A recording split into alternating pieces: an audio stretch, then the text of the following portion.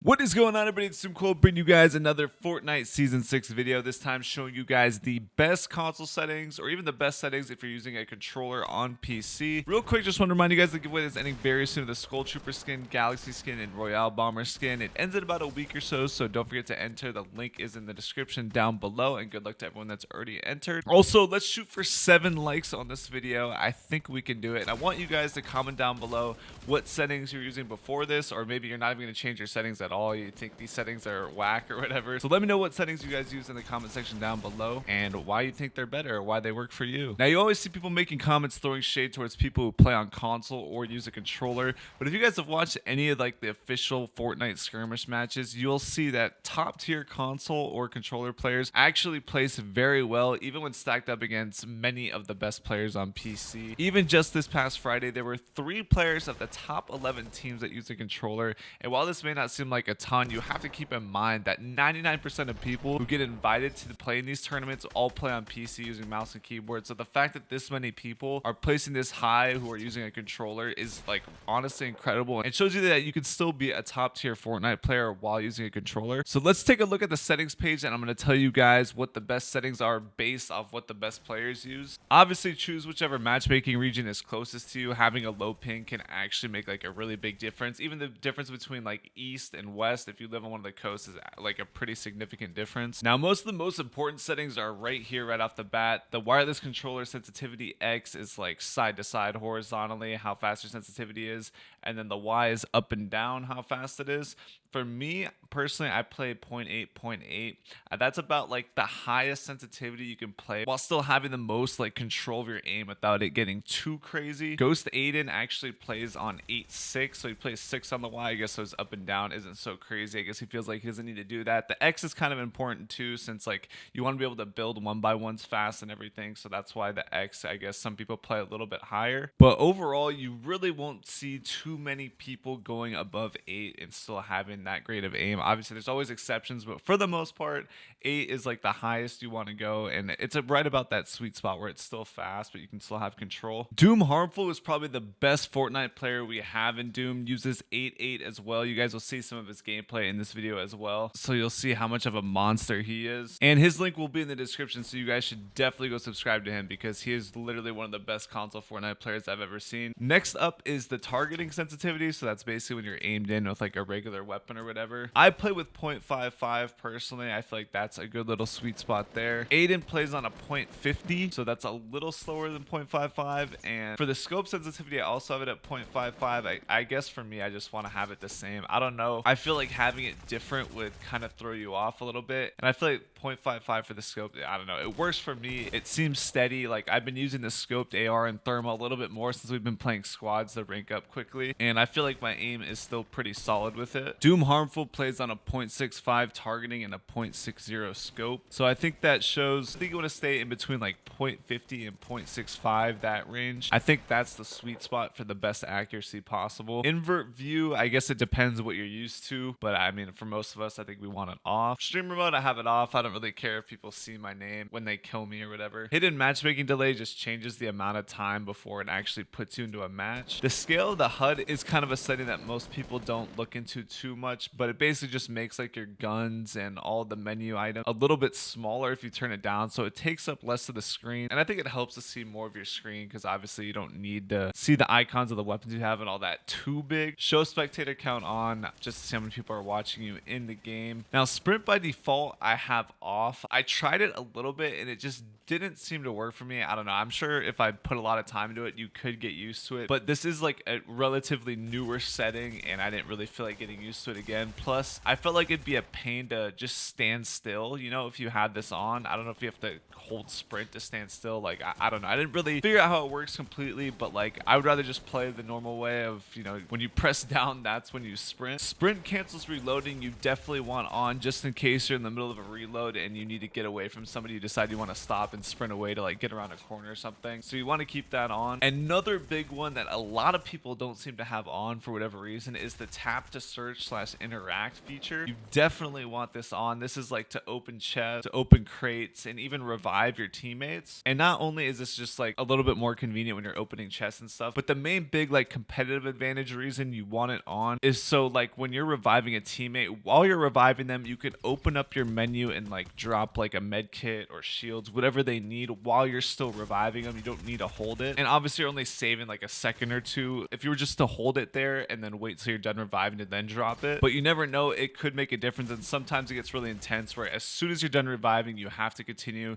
you know, fighting the team that's pushing you or whatever. And also it eliminates the possibility of you accidentally letting go of square and then not reviving your teammate like at the end or something like that. Toggle targeting you definitely want off. So that means basically when you hold down L2 or L1 or whatever you use to aim in, you actually have to hold it down. You don't just have to press it. And this you want off just because you don't want to be stuck in that mode. You want to be able to just hold it and aim in and out as you please, especially with the controller, because like you're getting aim assist every time you aim in for the first time. So you definitely want that off. Reset building choice I still have on, even though it doesn't really make a huge difference if you use Builder Pro. The main good reason I guess to have it on even with Builder Pro is that, you know, if somebody unexpectedly shoots at you, every time you switch to build to bring out your wall, it's going to be a wall there and it'll be a little quicker to build that first wall, as opposed to if you had like a flat out or something, it would take just a few split seconds for it to change from your floor to your wall when you bring out build mode. So that's why I still keep it on. Aim assist, obviously you want to keep it on. It's going to help you. Edit mode aim assist you want off so you can freely look around and do as you please while you're editing and looking through the squares or whatever. So that's definitely something you want off as well. Turbo building you 100% want on. It's just way more convenient and easy when you're building a lot of things at once. So you definitely want to keep that on. Auto material change you also want to keep on. There's no reason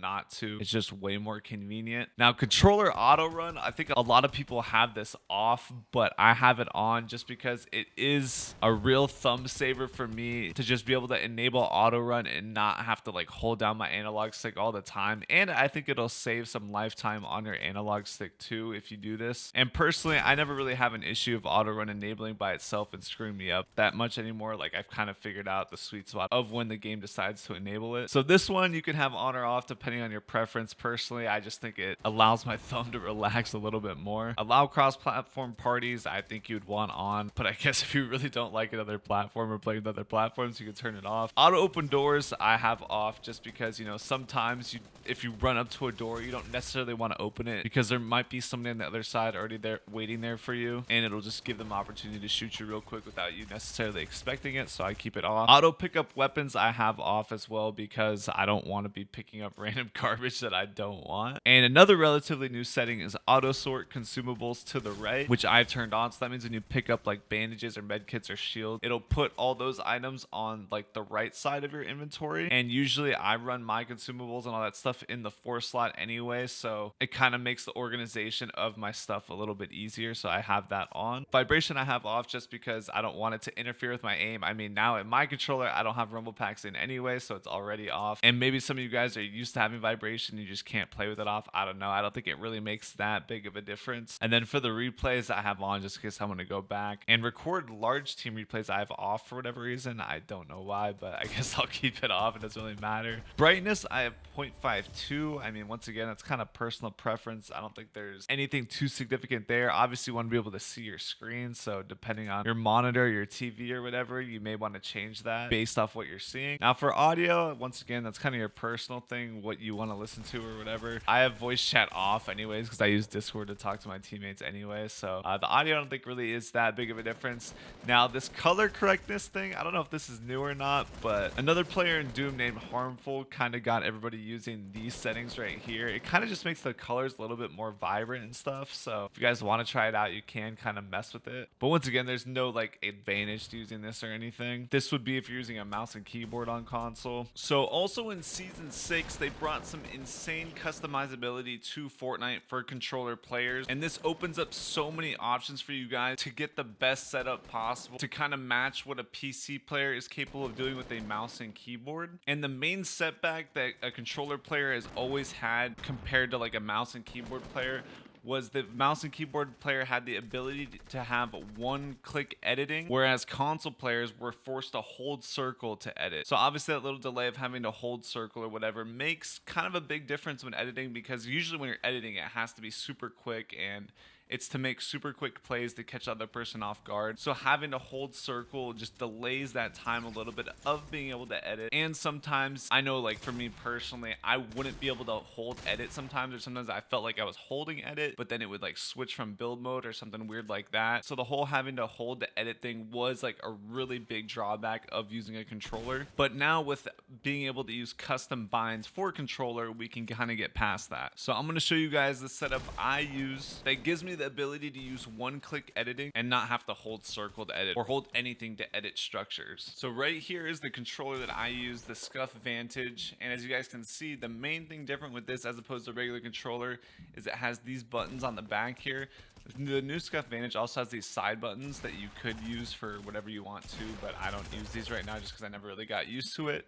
But real quick, I'm going to show you guys how this helps me. So obviously when you're playing, you've got the two analog sticks, one for moving around and one for aiming here. So typically whenever you want to do things like jump or switch to build mode or even switch weapons, or I mean switch to your pickaxe or anything like that, you have to take your thumb off the analog stick, which means you can't aim anymore. So the big thing with Scufs is that you can use these buttons on the back that are like bound to the front buttons, so you don't have to ever take your thumb off the aiming or anything. So basically this paddle right here is circle, and this paddle right here is X. So this was what I used to jump, so I just have to click the back to jump. And then for circle, you'll see right here in the keybinds, I actually have circle as just edit, but you don't have to hold it. And switch build mode is actually the right D-pad, which I have here. So when I go to build, I just have to click this button back here to go to build mode. And then since it's easier for your fingers to rest on the outside paddle right here, so this one I have edit, so I just have to click it to edit. I don't have to hold it. And the main reason you want to have circle to edit, and the main reason you want circle to be your edit no matter what, even with the custom keybinds, is that to confirm your build, you have to click circle no matter what. No matter what your edit button is, it could be triangle if you have edit, you still have to click circle to confirm it. So it's easier if you just have your edit as circle, that way you just have to double tap it instead of having to click two different buttons, you know. So that's why I have the outside circle. And then this one is, like I said, I've right D-pad switched to switch build mode because obviously, you know, what I think it's like squad comms is usually right D-pad. You don't really need that. But yeah, guys, we're also sponsored by Scuf too. So if you guys want to use code DOOM, you get 5%. This is their brand new controller, the new Vantage that has the side buttons and stuff like that. So you guys can get this one, or they have a bunch of different Scufs you guys can pick from. But yeah, guys, Scufs do make a big difference. Ghost Aiden uses one, Harmful uses one. Like, they actually make a big difference in your game. And personally, I would prefer not even to play the game if I don't have one. So I definitely recommend you check them out. But that's gonna pretty much do it for the settings video, guys. If you guys have any questions, feel free to leave them in the comments down below. I'll answer them for you. If this helped you in any way, if you could drop a like on the video, that would be greatly appreciated. Thank you guys for all the support. We just hit 800,000 subscribers, so we're that much closer to 1 million. Our goal is to hit that by the end of the year. So hopefully with your guys' support, we will be able to achieve that. That's gonna do it for the video, guys. Thank you for watching, and I'll see you in the next one. All right, peace.